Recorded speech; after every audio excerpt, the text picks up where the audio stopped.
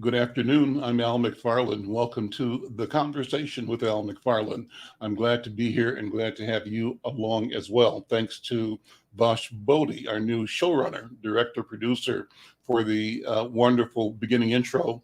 Look for more changes, more upgrades in our program as we proceed. Thank you, Vosh, for that work.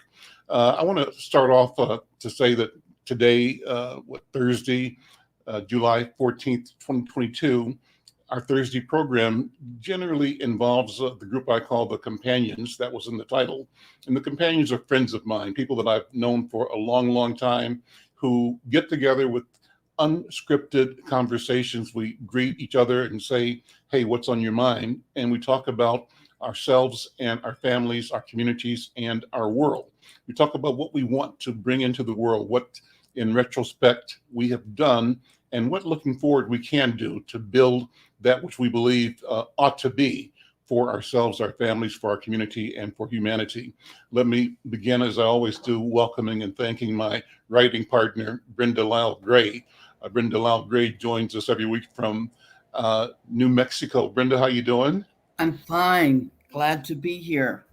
Well, Brenda, just so you know, background-wise, and I were in kindergarten together in Kansas City, Missouri. And that's what companionship really means when you've got a 75-year history with someone. We connected recently in the past, 2 years now, with you coming on board for the show. Well, in that same spirit, two other of my regular companions are here. Kamal King. Kamal King came to Brenda's and my school in third grade. Kamal King joins the program from Atlanta, Georgia.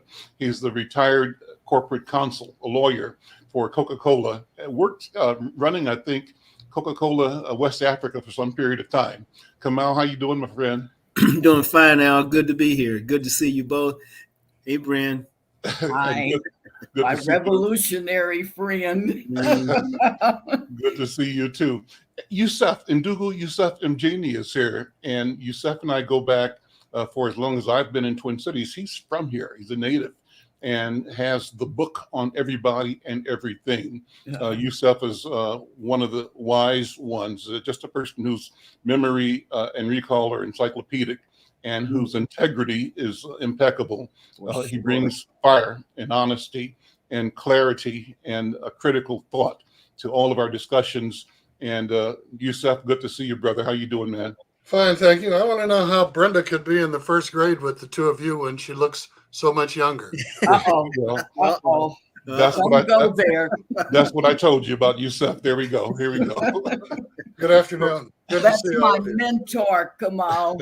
I go to him, and then I have a 40-year-old mentor, Sean Lewis, and so they're because I'm writing, about a city I've never visited. So encyclopedias.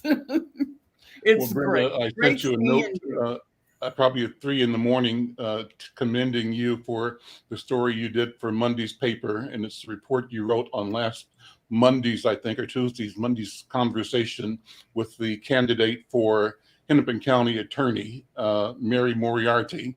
When you read that, when it comes out today and tomorrow, you'll enjoy reading it. A good report, a good story. Brenda, job well done. Important, critical information where we ask tough questions of people about their mission, their work, their duty, and they're willing to be accountable for both the changes that we need and seek, but also the failings that we've experienced in community and in society. And we look hard at the question of white supremacy. White supremacist thought, the impact on Black people, and our desire, our need to dismantle it and to replace it with systems that reflect and honor our dignity, our humanity, and what we believe we can bring for the benefit of all humankind. In that spirit, I'm pleased to bring in Dr. Dolores Henderson, who is my first grade teacher. There we go. That's the beauty of connection. Dr. Dolores Henderson in St. Paul, a former teacher, principal, a district official, and now leading an initiative that we know as Dolores Works. And Dr. Henderson, good afternoon. Good to see you again. Good afternoon, and thank you so much for having me. And I see my great friend, Yusef and Mgeni. I had his daughter in the Gifted and Talented Magnet. He was the most supportive parent, friend that anyone would ever want in education. It was easy working with you, Dr. Henderson. And I love him dearly, as well as his family. But we need Yusef again to get out there and bring in our parents and our community to say, we need to work together. So Dolores Works, and I'd like to bring Dr. Stephen Yunoski in, the Sure. superintendent of Richfield, who is a partner with Dolores Works, who is outstanding as an educator. When we were colleagues together in St. Paul, we both saw the worth of families, Yusef. We both saw the worth of our children. Yeah. And you talk about equity and inclusion. And now we did that, the two of us years ago. And that's why I'm in Richfield. But Dolores Works is really developing our students, empowering our students with their voices, leveraging their education, looking at the skill levels that they need, as well as looking into the future for economic sustainability, that they're able to use the skills that we're teaching them now and be able to move forward in the future to deal with closing the wealth gap. And that's what we're doing out here with Richfield, with such a dynamic leader as Dr. Stephen Yunoski.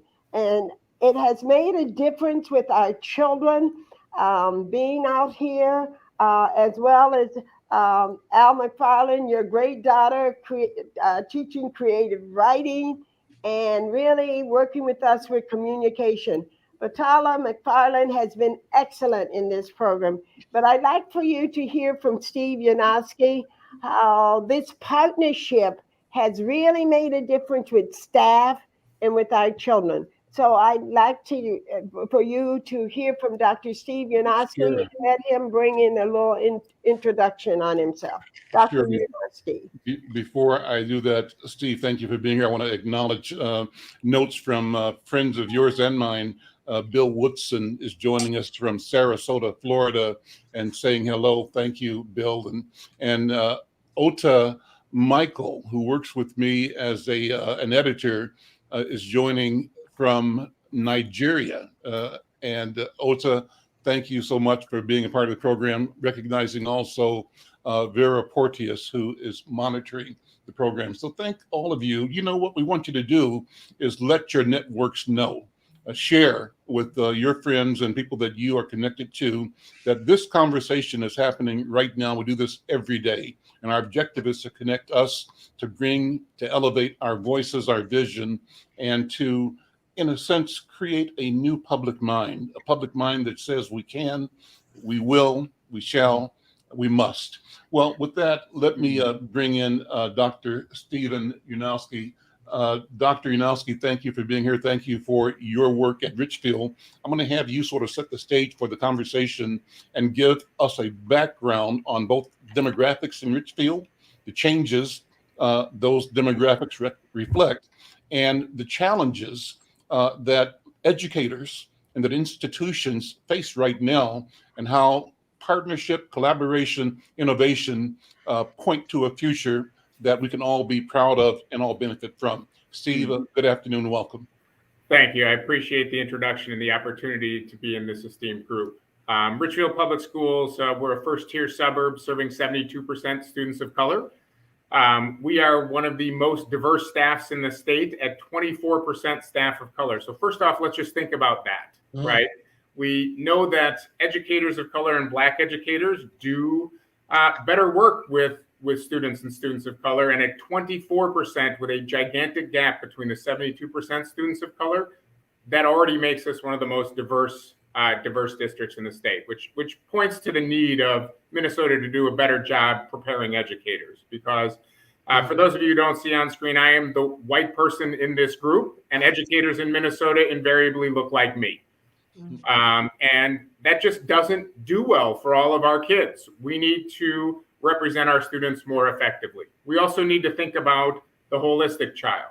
So a lot of the things we've talked about in school are about how hard it has been since COVID arrived over the last few years, and the mental health and the needs of our children and the needs of our community. But as I think about your introduction, Al, schools have been bad to people of color forever. And so while there are extra challenges we're acknowledging now, schools have never served marginalized kids, have never served students of color well, and we really need to look at doing things differently. And so rather than add programming and add supports with people who look like me, we're adding supports with esteemed elders of our community like Dr. Henderson, your daughter being on the team, and then just bringing in members of the community who know how to serve our students more effectively. And so what we have done with Dolores Works and expanding our time with our students is paired academics and enrichment with both our staff and for Dolores Works staff doing both of those components.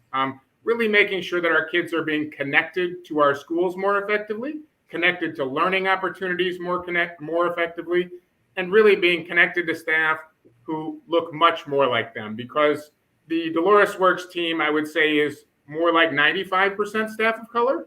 Right. Whereas again, Richfield Public Schools, 24%. And so as you can see, we're able to partner with esteemed members of the community who bring in things that we actually just can't provide. And again, historically have not provided well in the public school systems, not just in Minnesota, but nationwide. Steve, this is Yusef Mgeni.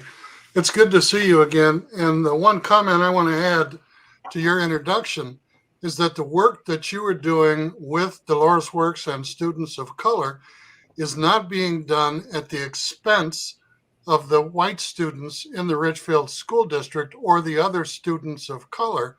And in fact, they benefit from it, as do the majority of your staff members who are white, because it makes the students, the families, better instruments for learning and for living together, not just now, but throughout life. So it's mutually beneficial to address the needs of marginalized students within the educational setting. And I want to congratulate you for what you and Dr. Henderson are doing in the Richfield School District. Thank you very much. Dr. Henderson, why don't you and Judy Henderson give us the Dolores Works 101? Take a minute, step back, and explain to our viewers and listeners the mission, the vision, how this organization, this work came into being, and what the aims are, what the goals are, and what the metrics are. How do you measure your success?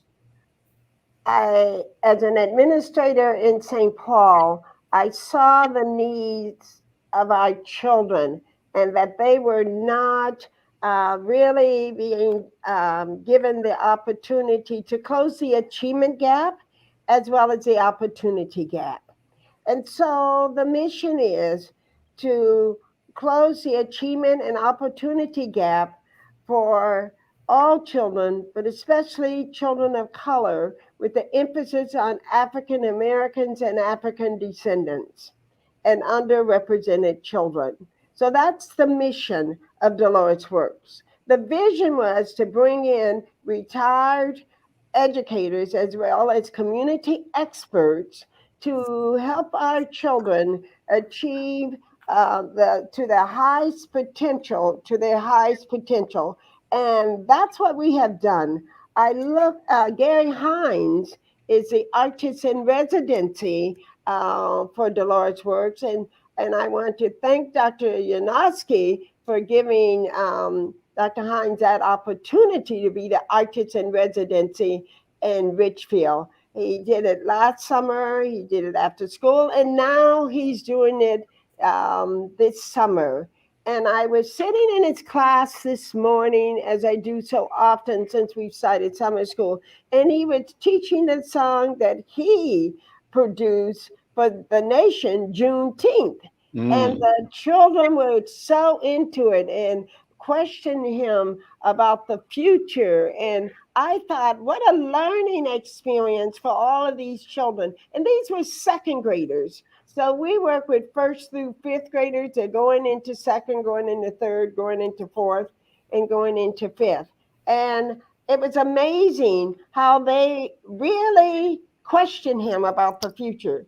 The other experts that I brought in from Tim Page, who works with the University of Minnesota Extension Program and works with our first and second, third, and fourth graders in gardening.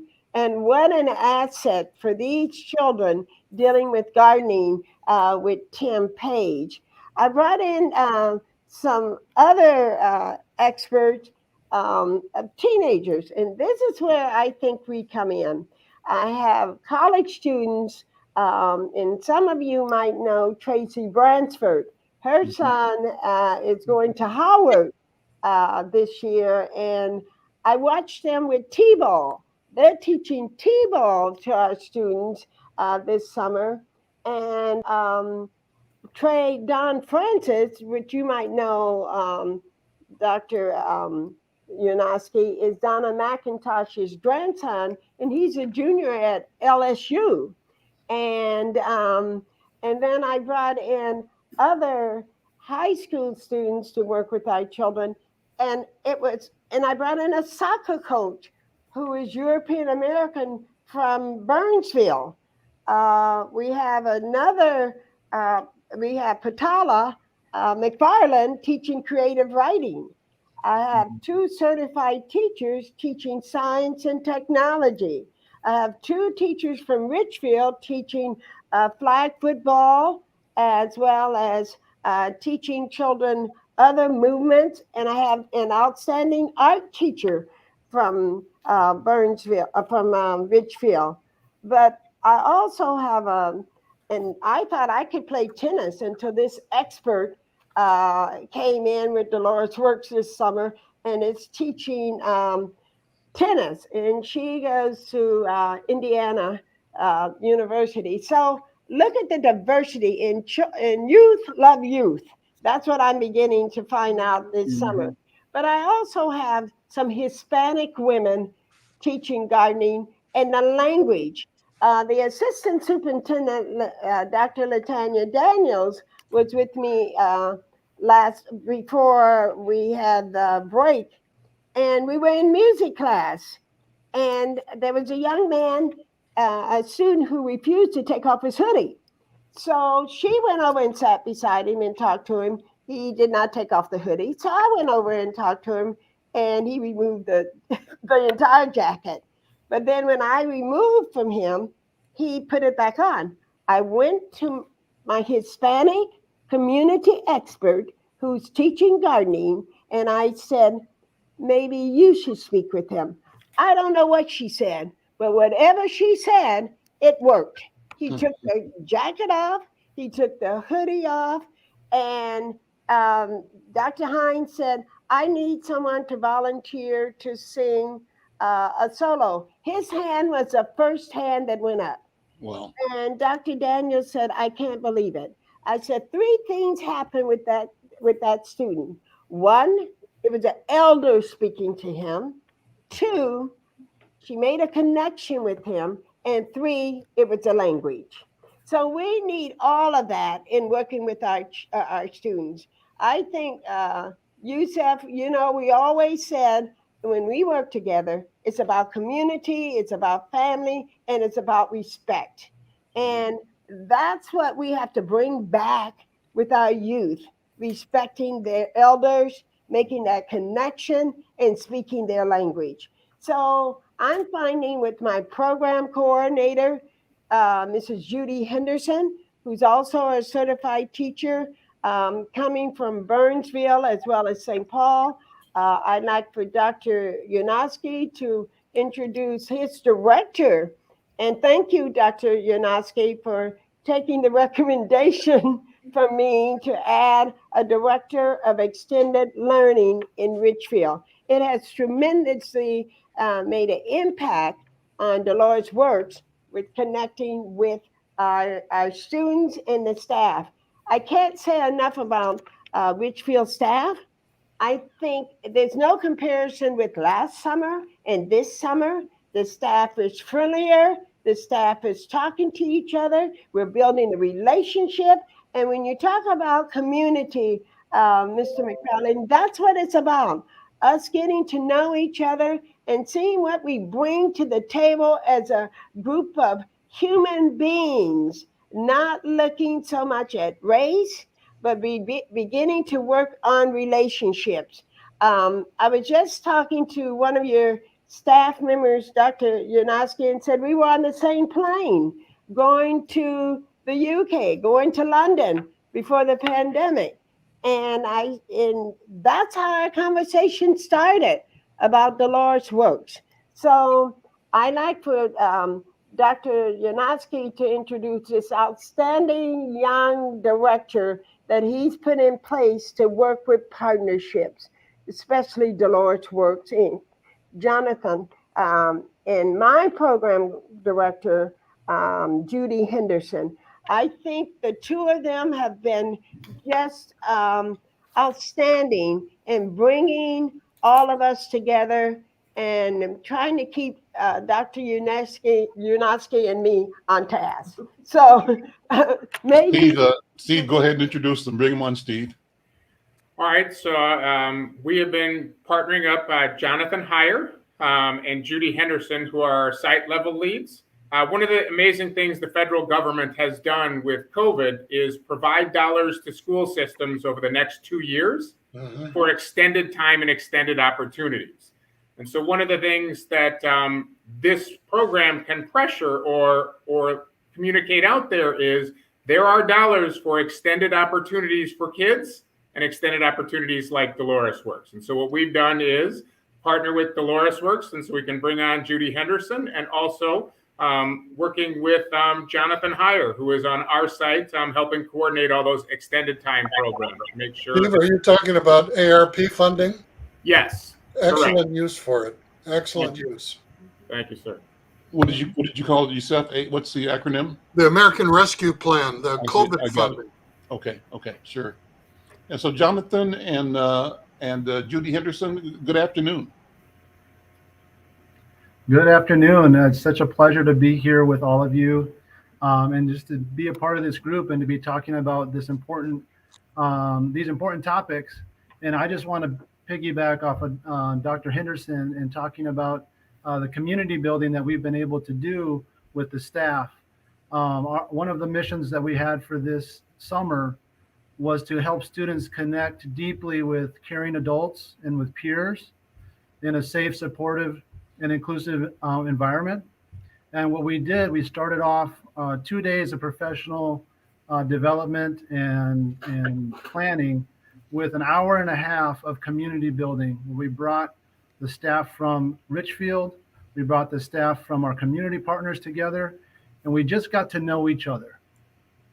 And we got to know each other so that we could work well together and be the best that we can be for our students in Richfield.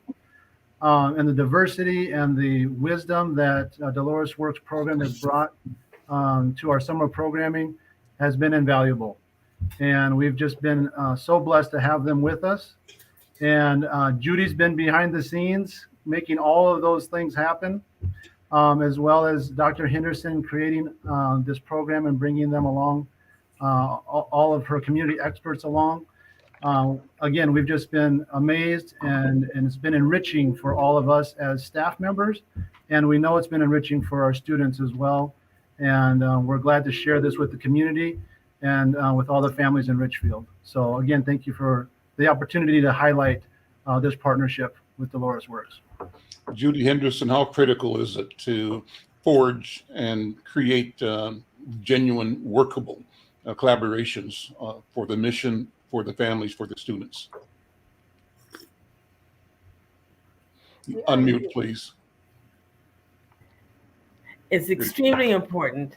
It brings people together in ways that they would never have imagined. This summer, I have seen in these last weeks, children feeling like they belong, I see children feeling like they are respected. And I also see compassion amongst everyone in the building. There is a um, there is a very peaceful and calm atmosphere that has emanated from this experience this year, quite different from last year. But the collaboration that we have received from the district and working with very efficient instructors to teach the children has been invaluable. Great.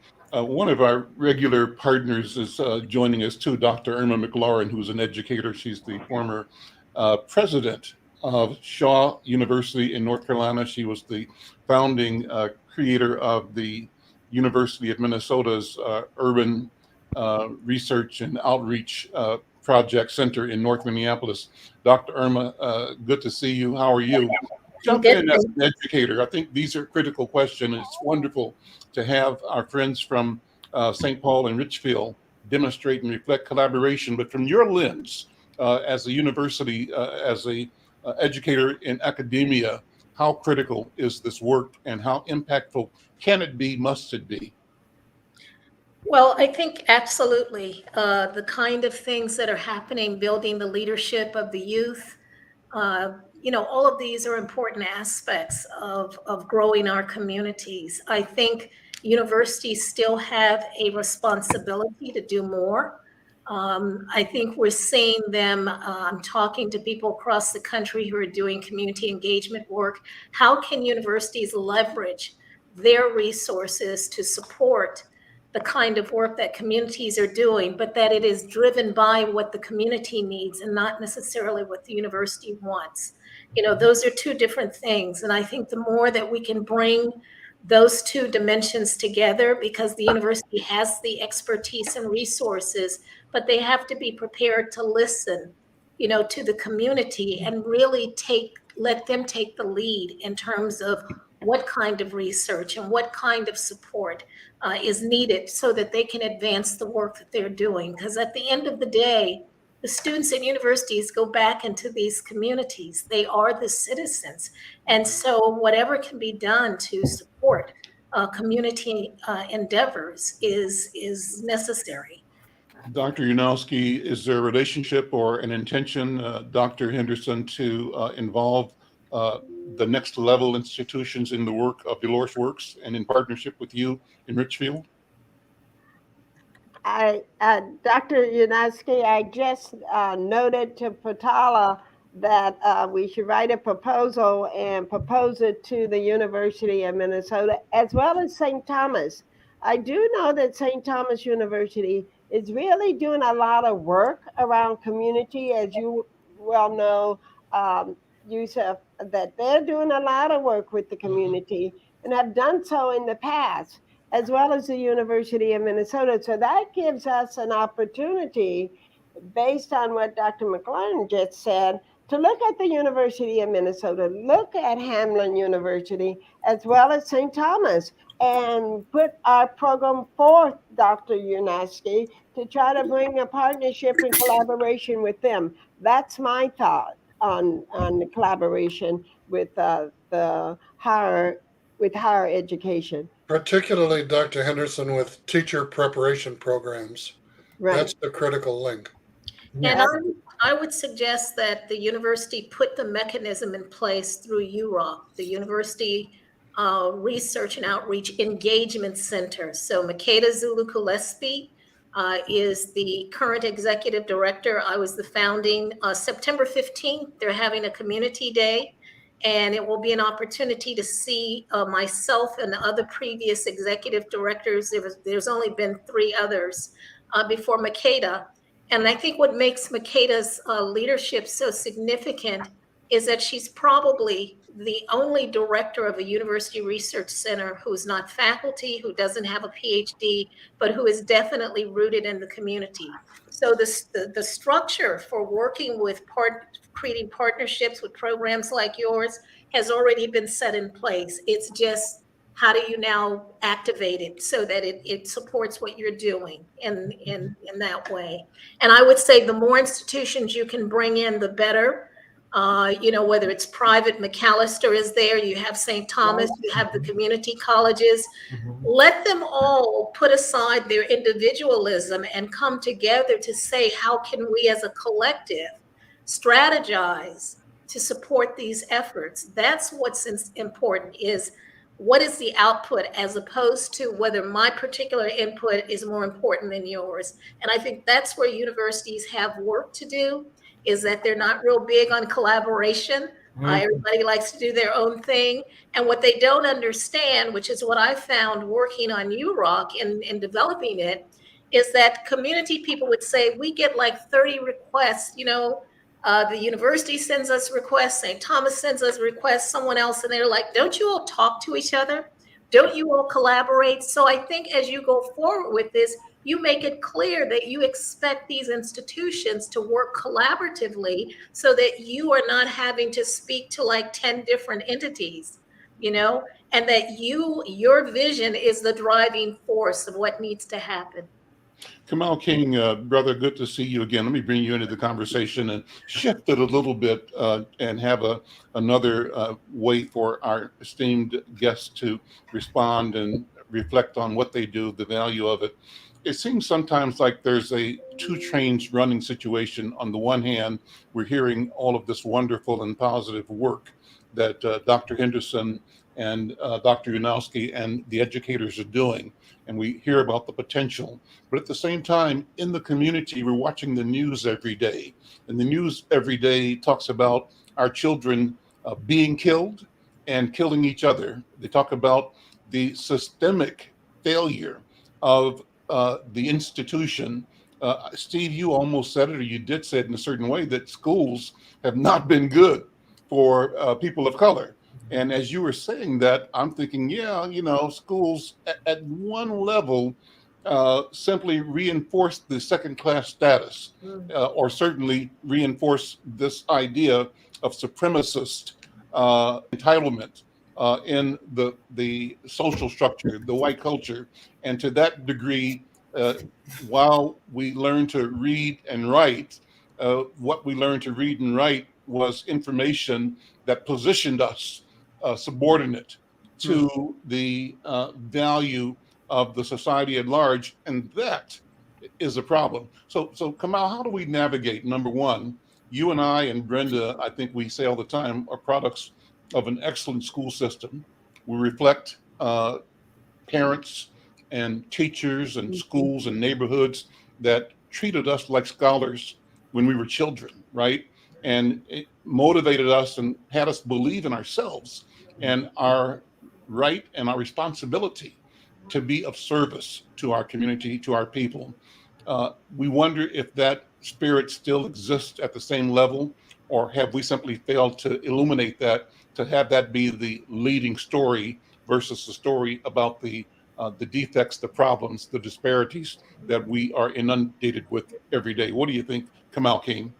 Yeah, what I'm hearing is very encouraging. They say the way you eat an elephant is one bite at a time. And I believe that engaging with these young people, especially at the second, third, and fourth and fifth grade level, it sets expectations. It shows that people are concerned about them. And I'm very enthused about what I'm hearing Dr. Henderson say. And she's all over, she's all over the place. It's like some soccer, some t-ball, but me as your school, Howard, you're a Howard graduate, right? Yeah, Howard Law School graduate. Yeah.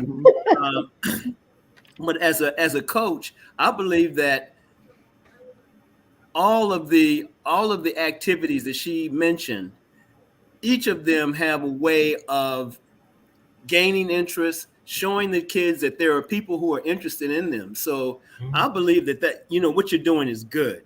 Now, how that impacts the overall society, what they hear on the news, we can't really control that. But what you can control, what she's controlling, is her interaction and the interaction that they're having. And Dr. Unoski is the interaction that they're having at the moment that they're having, and I think that that's good. Could I jump in here, Al? Because I think, two things I want to say, which is one, when we talk about education, we have to understand that there's been a radical shift in what we believe to be the function of schools. Ultimately, schools are cultural institutions, and their intent is socialization. The period from K through 12 in the United States is the one moment in every person's life in this country where they have a commonality. We don't have it in religion. We don't have it in family structures. We don't have it in where we live, but everybody goes through K through 12. And what has happened is that we've lost sight of education as the primary function of schools. They have become sort of behavior management systems. Yes. So they're focused more on testing towards what in we don't know, because we found out tester bias. They don't really tell us, sort of what kids' abilities are. They just meet a kind of standard. So there's all this standardization. So we've lost sight of the idea of education as a learning, emotive experience for children, to allow them to just be. And that has been lost sight of. So teachers, have become kind of behavior management people. We also have to keep in mind, according to the National Center on Education, that 84% of all public school teachers and public charter school teachers are white.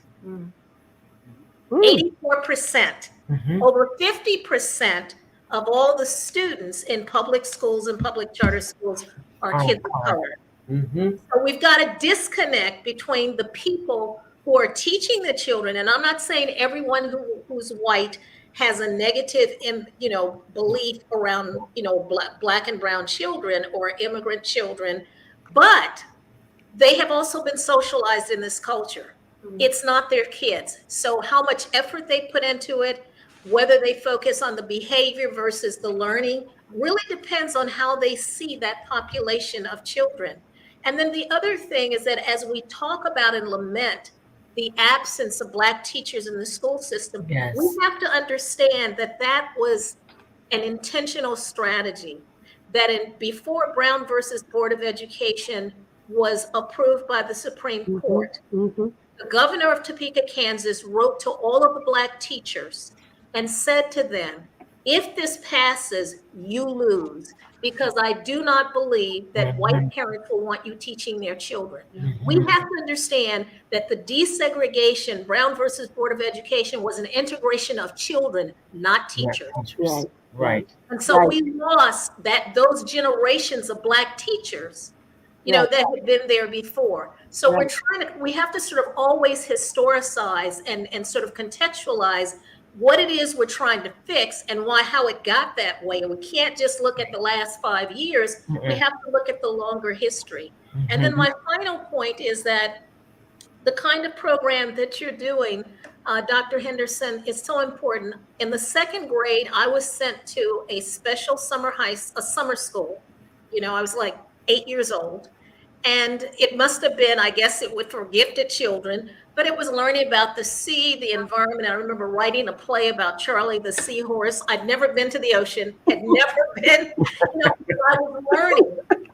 The teacher who was in there, I remember her name, Miss Reardon. She realized, or I told her I wrote poetry. She gave me 2 little books of lavender paper with blank pages. My mother saved those poetry books. I have them. And what I realized is that she never asked to read them, but she encouraged me. And now as I'm going back through these books, as I'm preparing my papers from my archive, apparently I used to loan the poetry book out to students in the class. So that summer program really had an impact on continuing to support me as, a creative person, as a writer. And then the second program was at 16, I attended the Yale Summer High School. There were 140 students. About 30 of us were women. We were the first women to attend Yale because it was still single sex at that point. But those 6 weeks, doing the great books, reading not only white authors, Antigone, and the Communist Manifesto, and Native Son, and Huckleberry Finn, all those things had a profound impact on me before I went to college. So it doesn't take a lot of time. It just takes good time to have a profound impact on someone's life. And that's my point. That's the point that I was trying to make, that what Dr. Henderson is doing, she's not trying, I mean, she can't solve the problems of the teacher discrepancy in the number of blacks at this time. But what she's doing will have an impact. The same way that teacher gave you that little book, if she's doing something positive with those children, it will have an impact. And I don't think that a lot of districts are doing what she's doing. That's true. That's true. That's true. And you being a coach, you will appreciate this.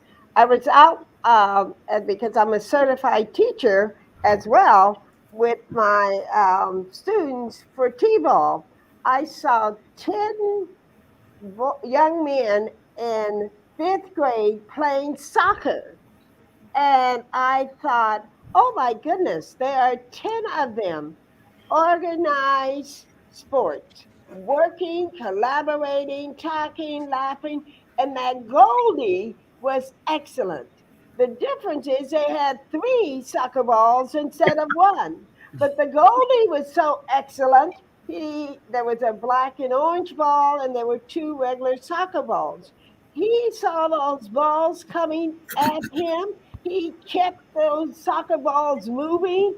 And finally, I saw one student go over and pat him on the back and said, "You did a great job." But look at the skills, teamwork, being a great sports person, collaborating, organization, all of that, with those 10 diverse students learning how to play the game together, and they'll remember that for life.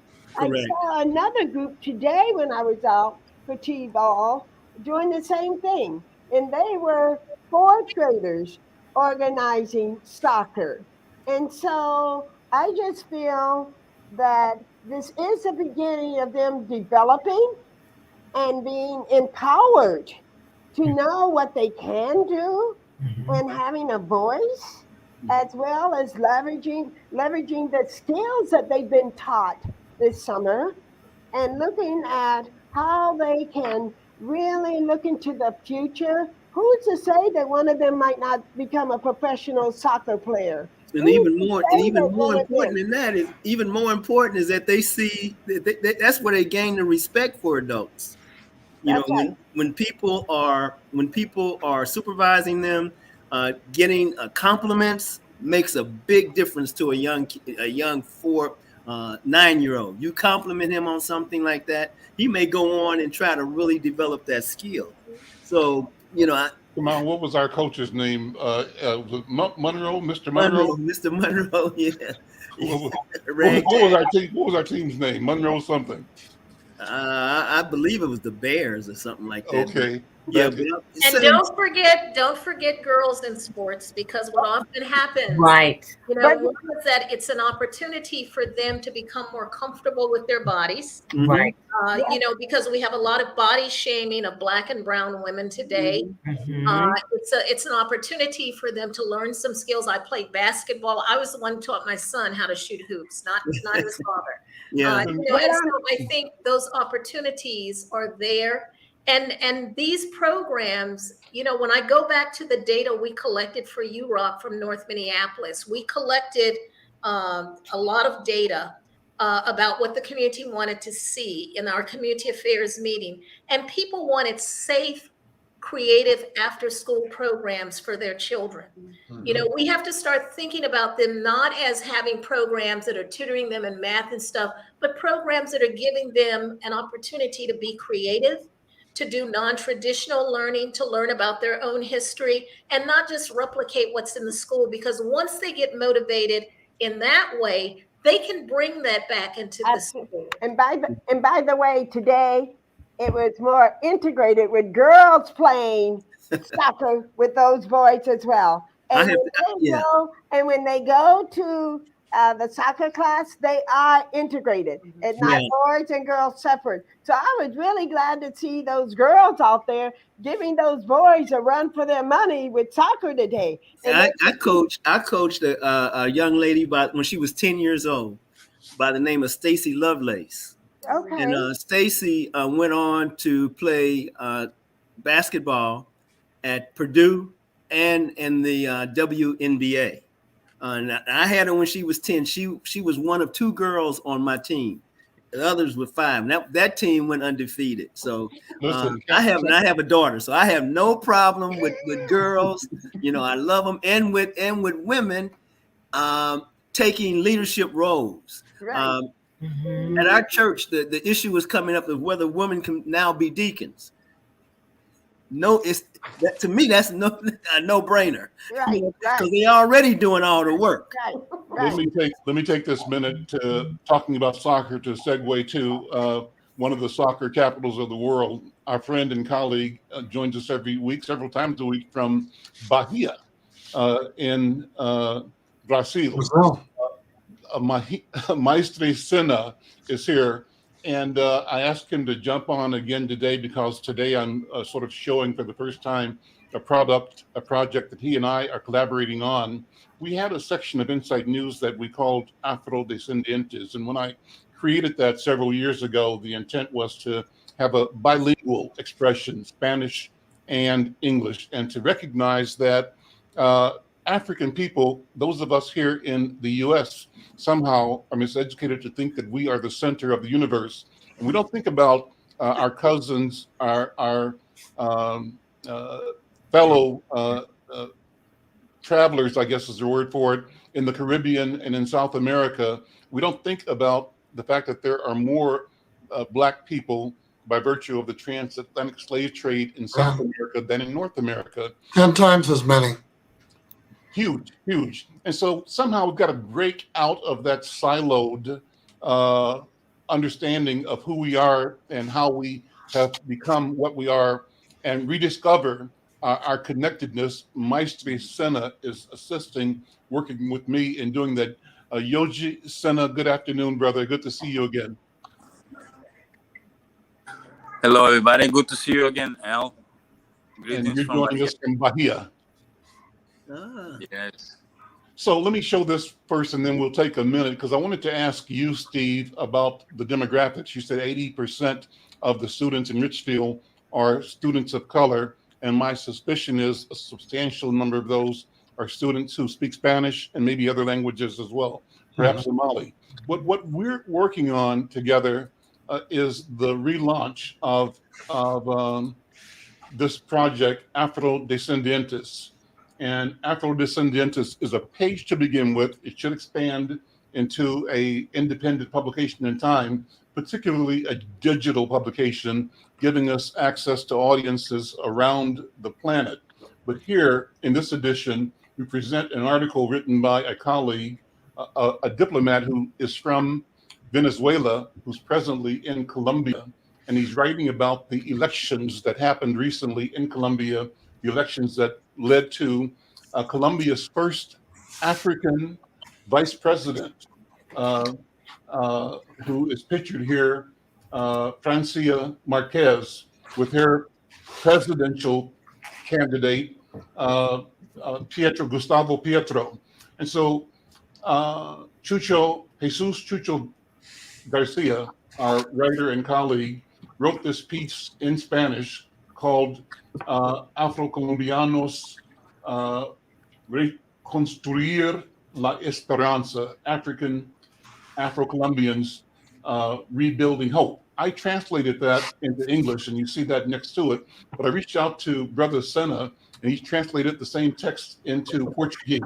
So here we have a story being presented in the neighborhood newspaper Inside News, but has a reach greater than the neighborhood because it also is digital and therefore has a chance to reach people that speak Spanish and people that speak English and people that speak Portuguese throughout the Americas and perhaps even into Africa, Angola, several more countries.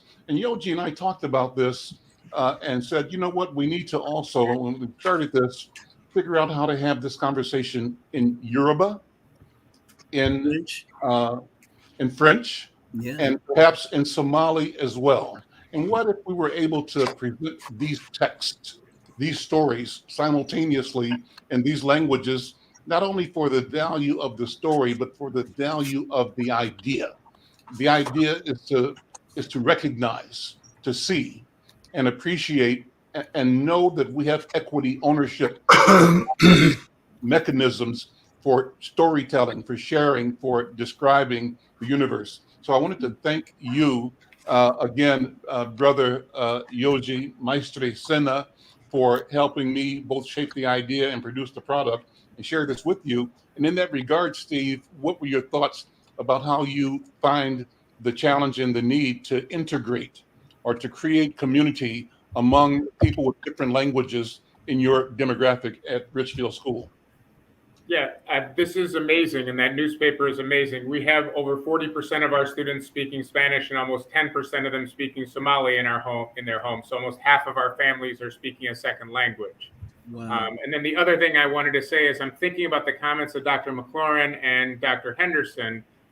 They're talking about enrichment opportunities and expansion opportunities for our kids. And it brings me to one of the things that we often do with kids of color is remediate rather than expand and enrich. And so one of the great things about Dolores Works and the examples given by Dr. McClaurin is those enrichments and those expansions touch kids for the rest of their lives. And those are the things that the communities are asking for. No community is asking for remediation. They're asking for expansion and extra opportunities. And that is the great thing about this Dolores Works partnership. And I would suggest, Steve, it sounds like you all are doing great work, is that we also look back to the past. There were programs that came out of the poverty programs in the 1960s and 70s, Upward Bound, ABC. There were lots of programs that actually worked. They didn't continue forward, not because they weren't successful, but because the country was no longer interested in investing. If we weren't burning down cities, then suddenly the interest in trying to placate Black and brown communities kind of waned. But there are all kinds of programs. There were counterparts to that in the Latino community. And I think we need to go back and look at those models because they did actually work. There are whole generations, of folks who came through that. I'm an Upward Bound program person. I certainly was the interim director of the University of Massachusetts' Minority Support Program for Black and other minority students. So I've been engaged in this work most of my life. And I think instead of us keep trying to find new ways of doing things, we need to go back and look at models that actually were quite successful and just replicate them and update them to fit the current moment. Let me ask Yoji Sena to weigh in here. We're almost out of time, but I wanted to make sure I had a chance to welcome you and to have you weigh in on the conversation. You are experiencing the culture because you lived here in Twin Cities for 30 years and you recently moved back to your home, Brazil. As you consider this conversation, what ideas come to your mind? What concerns? Well, I worked for many years in the school system as after-school teacher, and as well I've been a parent of 6 kids in the school system in Minneapolis. So I do have I have an opinion. And I agree a little bit. One thing that struck me and I was nodding my head when I heard was about the segregation. The desegregation was about the students, not the teachers. So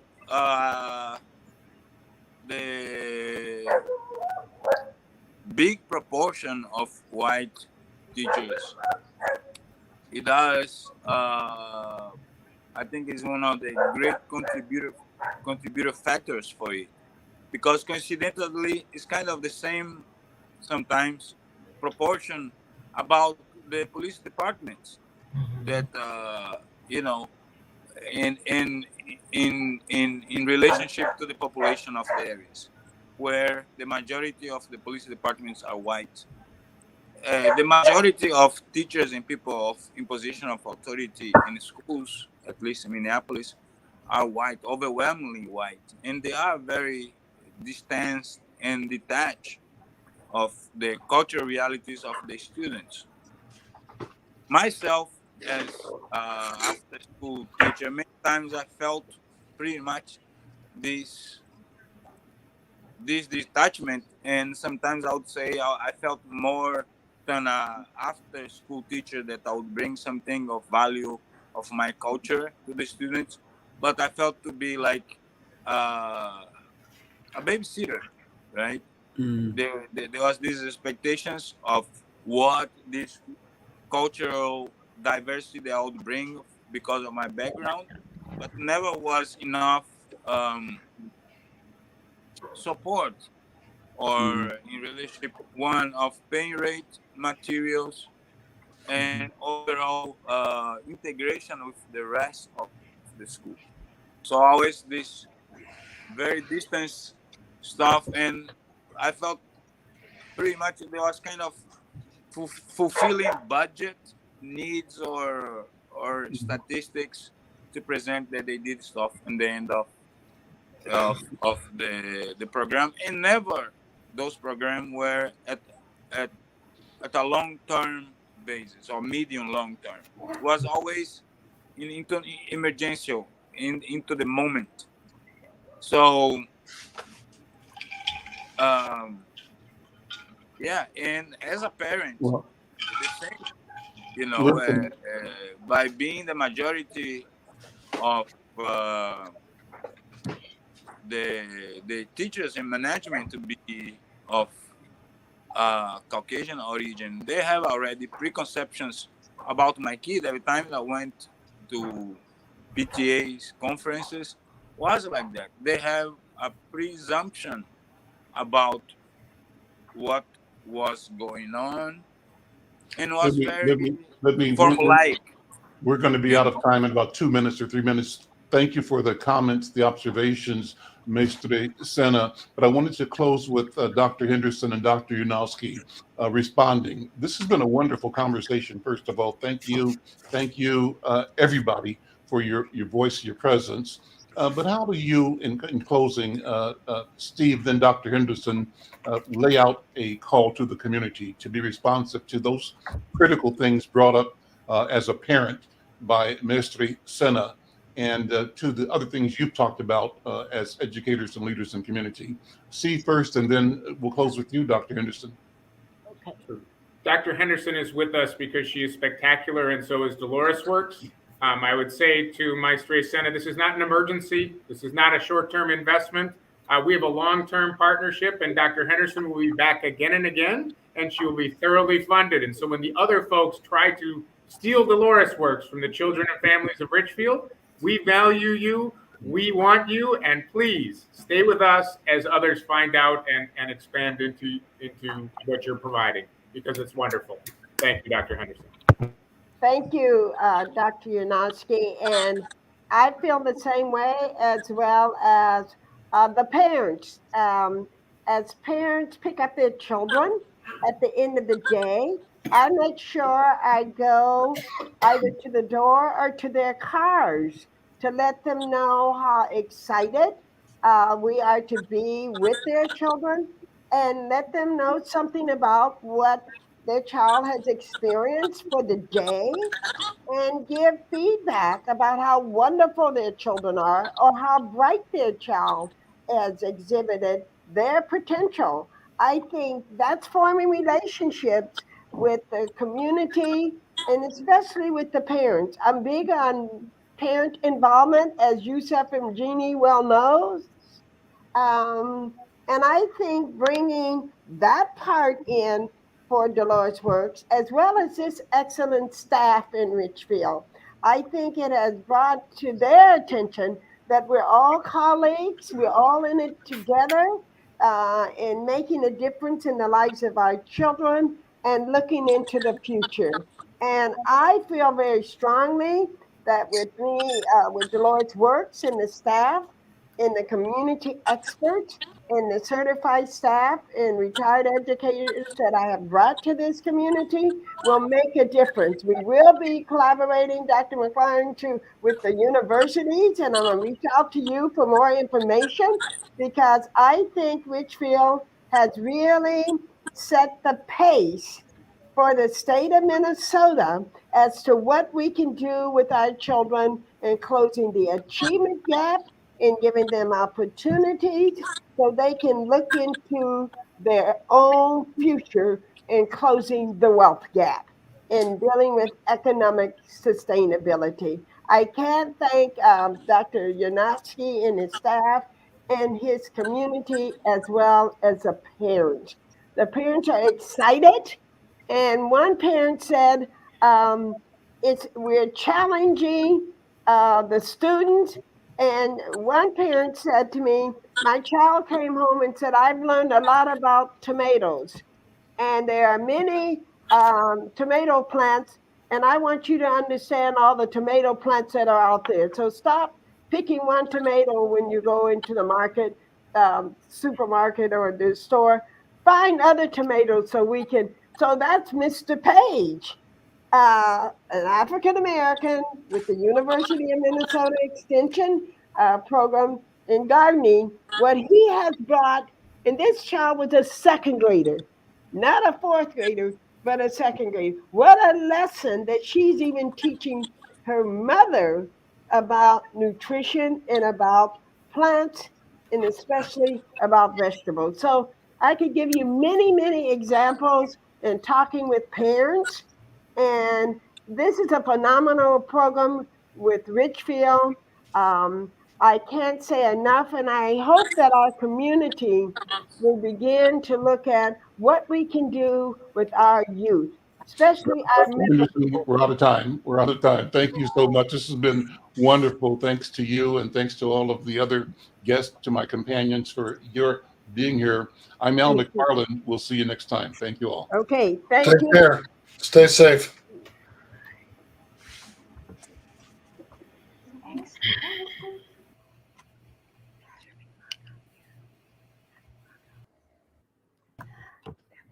It worked out.